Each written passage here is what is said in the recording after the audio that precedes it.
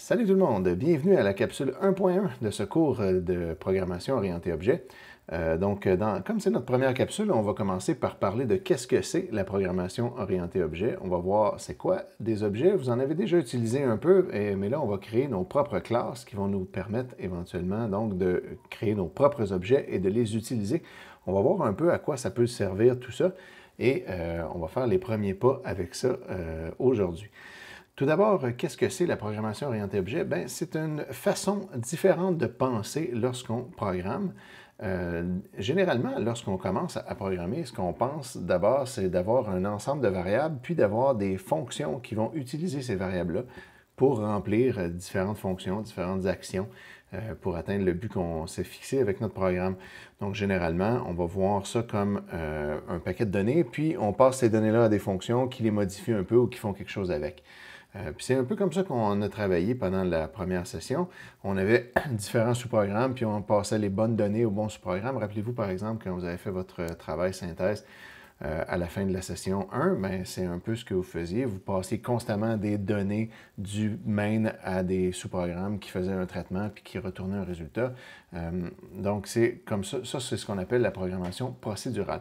La programmation orientée objet, plutôt, ce qu'on va faire, c'est qu'on va créer des objets. Puis un objet, ce que c'est un ensemble de données, donc différentes variables, qui représentent un objet conceptuel et des fonctions qui servent à travailler sur ces données-là. Le tout encapsulé dans une seule grosse structure. Donc un objet, ça peut représenter un objet bien concret, comme par exemple une voiture ou un classeur, mais ça peut être aussi quelque chose d'aussi abstrait que par exemple un groupe dans un collège, donc un groupe d'étudiants comme celui dans lequel vous êtes inscrit, ou un compte de banque, quelque chose qui n'est pas physiquement présent, mais qui représente quand même quelque chose. Donc, on va faire un petit exemple pour essayer de comprendre ce que ça veut dire. Donc, premièrement, ici, ce qu'on a, c'est, j'ai fait un petit programme tout simple qui contient un main avec trois variables qui représentent un rectangle. Donc, on a la largeur, la hauteur et un symbole qui va permettre d'afficher le rectangle avec ce symbole-là.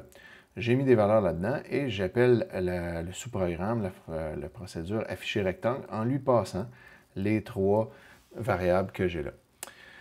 Le sous-programme est ici, c'est une procédure, donc il retourne void et il reçoit ces trois informations-là. Et tout ce qu'il fait, c'est donc une boucle qui fait des lignes et à l'intérieur de chaque ligne, il y a une boucle qui affiche les symboles un certain nombre de fois et qui fait un Enter à la fin. Donc ça, c'est quand même très classique, c'est ce que vous connaissez déjà bien. Si je l'exécute, bien là, il me fait en ce moment un rectangle de 10 par 5 fait avec des étoiles. Donc 10 de large, 5 de haut. Donc, il n'y a pas vraiment de surprise là. En même temps, ça peut vous faire faire une petite révision puisque vous n'avez peut-être pas programmé beaucoup pendant les vacances des fêtes. Mais ici, donc, ce qu'on a, c'est l'approche procédurale. On a des données qu'on passe à des fonctions qui font quelque chose avec. Le désavantage que ça a, ça, c'est que c'est un peu éclaté comme structure. Si on a beaucoup de données, il faut les passer à différentes fonctions. Chaque fonction peut modifier ces données-là potentiellement. On peut faire les mauvaises choses avec. On a moins de contrôle sur ce qui se passe.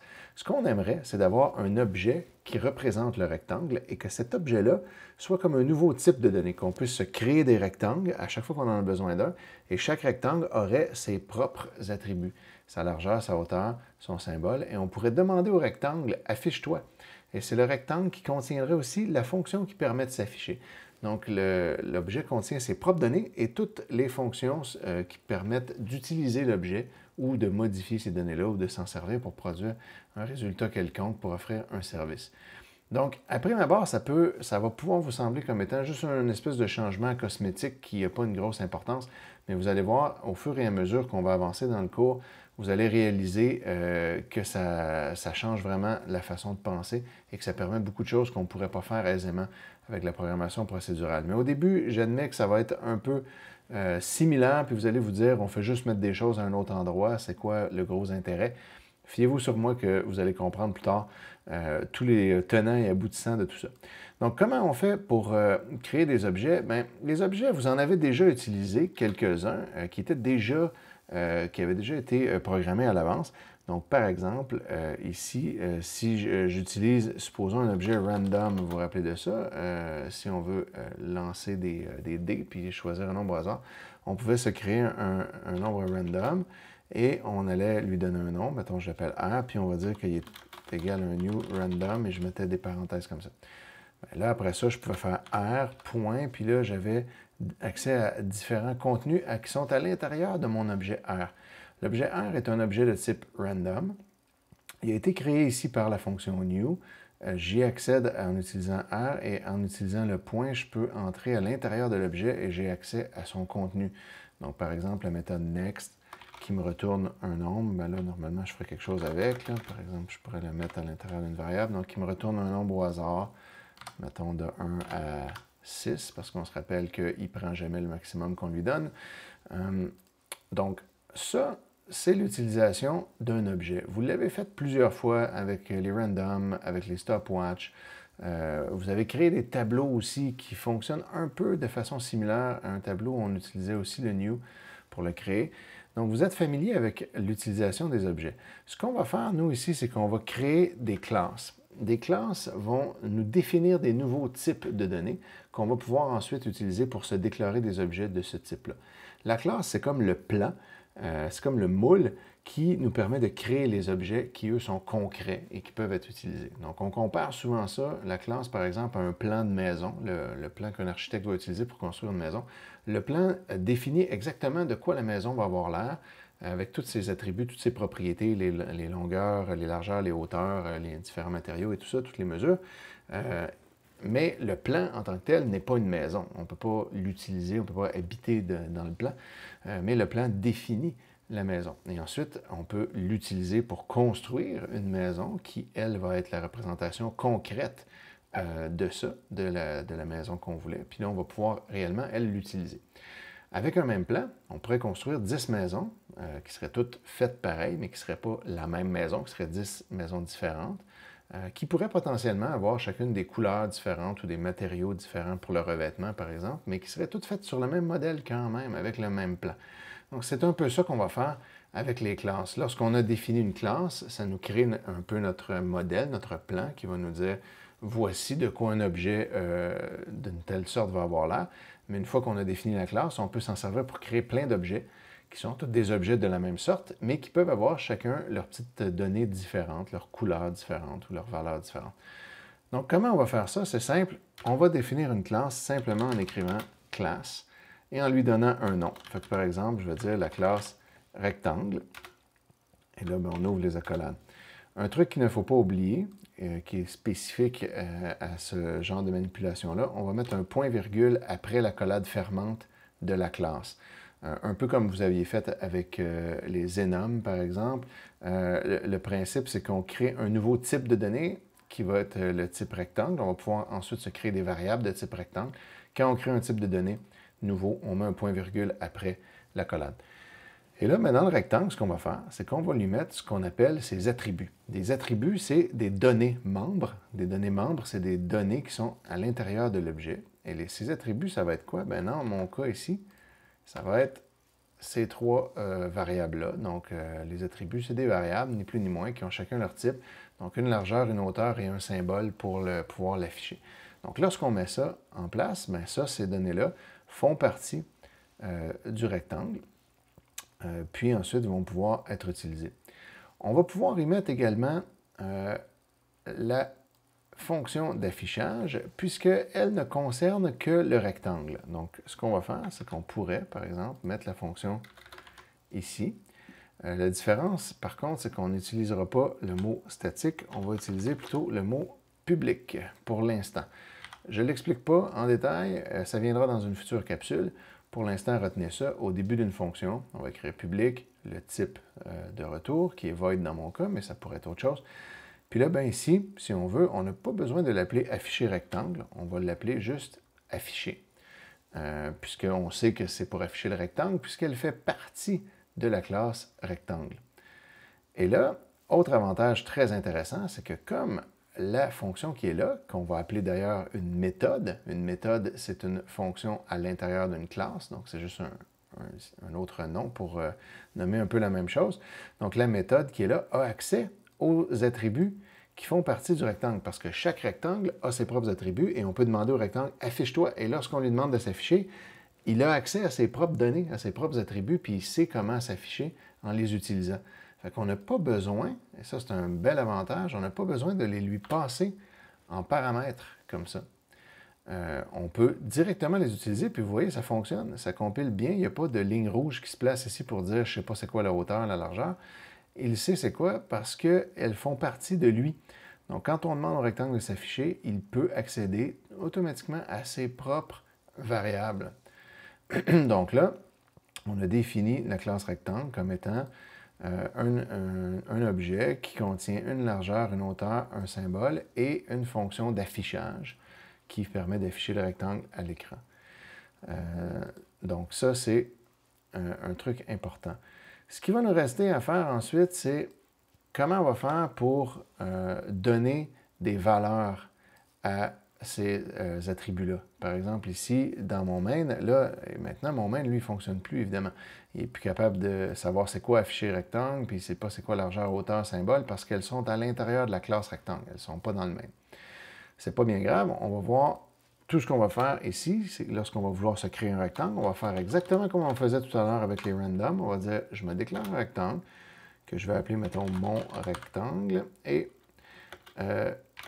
pour le créer, donc je me déclare une variable qui va contenir l'objet et je vais le créer avec new en disant crée-moi un nouveau rectangle.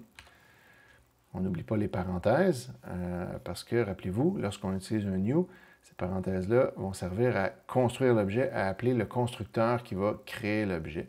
C'est comme si c'était une petite fonction qui crée l'objet et qui va le placer dans la variable. Et là, après ça, supposons, on pourrait aller dire mon rectangle, point, puis là, on a accès à des trucs. À quoi on a accès exactement? Dans mon cas ici, j'ai accès qu'à la méthode afficher et à d'autres affaires que ce n'est pas moi qui ai écrit, qui semblent venir un peu de nulle part. On reviendra sur ces choses-là pendant la session. J'ai accès à afficher, je peux demander au rectangle de s'afficher, par exemple. Là, à ce moment-là, je vais effacer tout ça, c'est plus pertinent. Le rectangle pourrait s'afficher.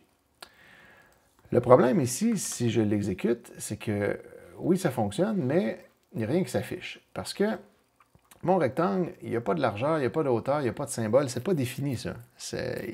Il contient une largeur, une hauteur et un symbole, mais la largeur n'est pas définie, la hauteur non plus, le symbole non plus. Fait que quand il arrive pour s'en servir, ben il n'y a rien en réalité, il ne peut pas les utiliser. Remarquez que ça ne plante pas, ça compile, ça s'exécute, ça fait juste donner aucun résultat. Ça ne plante pas, il va me laisser le faire. Il ne va pas nous dire cette variable-là est non initialisée, puis donc je plante. Lorsque c'est à l'intérieur d'une classe, ça ne fait pas ça. Mais possiblement, on n'aura pas un résultat comme on s'attendait.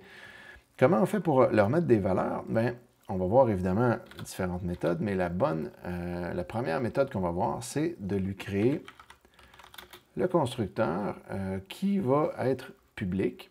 On commence par public, et ensuite, il va porter le même nom exact que la classe, et on va lui mettre des parenthèses vides comme ça. Donc, on écrit public, on écrit le nom du constructeur qui est le même nom que la classe, et on lui met des parenthèses avec rien du tout. Notez que c'est comme si c'était une petite fonction, mais cette fonction-là est spéciale parce qu'elle n'a pas de type de retour. Elle ne retourne rien. Elle ne retourne même pas void. Elle retourne juste absolument rien. Il n'y a pas de type de retour, il y a juste directement son nom. Et puis là, ce qu'on va pouvoir faire, à l'intérieur du constructeur, le but du constructeur, c'est d'initialiser tous les attributs à des valeurs cohérentes, des valeurs qui sont permises, parce que l'objet va devoir décider qu'est-ce qui est permis pour lui et qu'est-ce qui ne l'est pas. Par exemple, on pourrait dire par défaut, ma largeur, mettons, moi je dis que par défaut, ma largeur c'est 10, ma hauteur c'est 5. C'est un petit peu étrange comme valeur par défaut, mais juste pour qu'on puisse voir quelque chose. Et mon symbole, c'est une étoile. Donc, je vais mettre des valeurs qui vont se mettre par défaut ici. Et lorsque, dans mon main, je vais créer un nouveau rectangle, le fait que je lui mette les parenthèses comme ça indique « appelle le constructeur qui a des parenthèses vides » et donc, ceci va s'exécuter. Et il va mettre des valeurs à l'intérieur de ses propres attributs. Et quand je vais lui demander de s'afficher, cette fois-ci, il va s'afficher effectivement avec les valeurs que je lui ai données, donc un rectangle de 10 étoiles par 5 étoiles. Donc, vous voyez, pour l'instant, tout ce que j'ai fait, on dirait, c'est que j'ai déplacé des affaires qui étaient déjà là. Ça, c'était dans le main avant. Ça aussi, c'était dans le main. Ça, c'était une fonction qui était en dehors. Je l'ai mis à l'intérieur de la classe rectangle. J'ai modifié son nom, puis j'ai enlevé ses paramètres. C'est tout ce que j'ai là à l'avoir fait.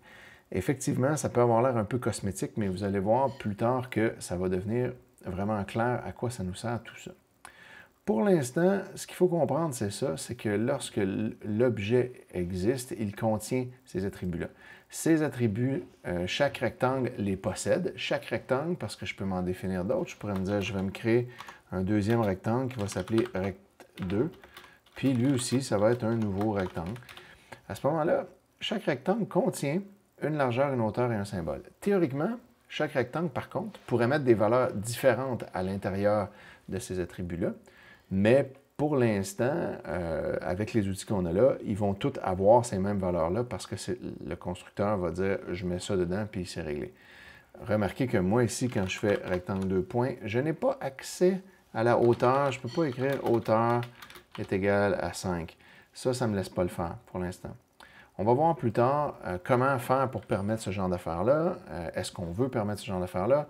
Il va y avoir des discussions intéressantes avec ça dans les prochaines capsules. Mais pour l'instant, on s'en tient à ça, même si ça semble un peu limité. Les méthodes à l'intérieur de la classe, elles, ont tout accès aux attributs de l'objet et peuvent donc s'en servir, pourraient les modifier la valeur qu'il y a dedans, ou pourraient juste les utiliser, comme on a fait là. Et ensuite, bien, la façon de déclarer des objets et de s'en servir, de se servir des fonctions qui y a à l'intérieur, celle-là, vous la connaissez normalement déjà, puisque vous avez fait ça à la session dernière avec des objets déjà faits. On va dire que le main, ici, c'est comme si c'était le programme utilisateur. C'est le programme qui utilise la classe. Pour l'instant, notre classe est dans le même fichier que le main, et puis donc, c'est fait un peu par la même personne. Mais bien souvent, les gens qui font les classes, ce n'est pas les mêmes personnes que les gens qui font les programmes qui les utilisent. Des fois, c'est même des compagnies différentes qui vont utiliser une bibliothèque qui a été écrite par quelqu'un qui contient des objets, des classes en fait, puis va s'en servir pour faire ce qu'il veut avec. Comme quand on a installé par exemple SFML à la session dernière. SFML a été écrit par des gens qui ont fait des classes, mais ils n'ont pas fait de programme qui les utilise. Ils nous donnent juste une bibliothèque pleine de classes, puis nous, ben, on a fait notre propre main, puis on a utilisé ces classes-là pour faire ce qu'on veut avec. Donc, ça va arriver souvent que ce ne sera pas la même personne qui va créer les deux. Et donc, c'est important de faire la distinction entre ce que le programme utilisateur peut faire et ce que la classe peut faire. Ça ne va pas toujours ensemble. Ce n'est pas toujours la même personne qui fait les deux en même temps. Donc, pour l'instant, on va s'en tenir à ça. Vous allez pouvoir commencer à créer vos premiers objets dans les exercices et beaucoup de ces notions-là, on va revenir dessus puis on va élaborer un petit peu plus dans les prochaines capsules.